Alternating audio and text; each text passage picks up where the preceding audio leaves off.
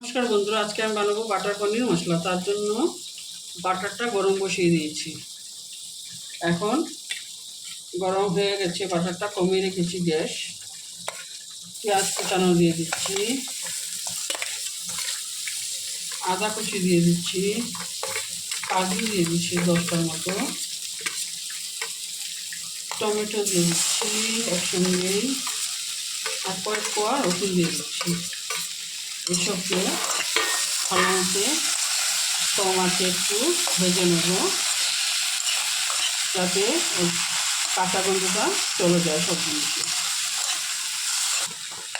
দেখুন বন্ধুরা, এটা কাঁচা গন্ধ চলে গেছে। এখন এটা বন্ধ করে একটু ঠান্ডা করে নেব, তারপরে জারের মধ্যে নিয়ে মিক্সার জারের মধ্যে নিয়ে গ্রাইন্ড করে নেব। যে কড়াইয়ের মধ্যে আমি ভেজেছিলাম ওই কড়াইয়ের মধ্যে 1 চামচ বাটার দিয়ে দিচ্ছি।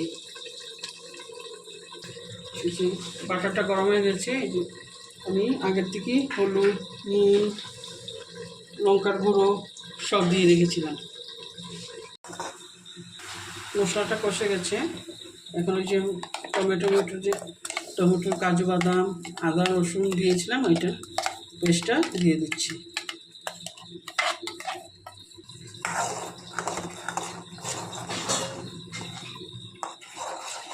এই দেখুন বন্ধুরা, এখন আমি পনিরটা দিয়েছি। পনিরটা দিয়ে একটু সময় রাখবো। আমি পনিরটা আপনারা চাইলেই ভাজা করেও দিতে পারেন, আমি ভাজা দিই না, আমি এমনি দিলেই ভালো পাই, তার জন্য এমনি দিয়ে দিচ্ছি কাঁচাটাই। এখন আমি দুধের সরটা দিয়ে দিচ্ছি। আমুল ক্রিমও দেওয়া যায়, তাই আমি তো আমুল ক্রিম দিই না, কারণ আমার ঘরে ফ্রেশ দুধের সরই থাকে, তার জন্য আমি দুধের সরটাই দিয়ে দিই। আর এই দুধের সরটা এমনিও দেওয়া যায়, আপনি মিক্সচারে গ্রাইন্ড করেও দিতে পারেন, আমি এমনিই দিয়ে দিই। এটা দিলেই গলেই যায়, গ্রাইন্ড করার কোনো প্রয়োজনই পড়ে না। 4 চামচ দিয়ে দিচ্ছি, একটু মিশিয়ে নেব।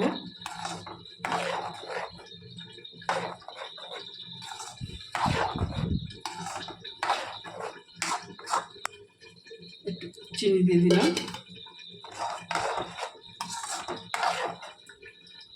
সরটা গলে যাও, তারপর হয়ে যায়।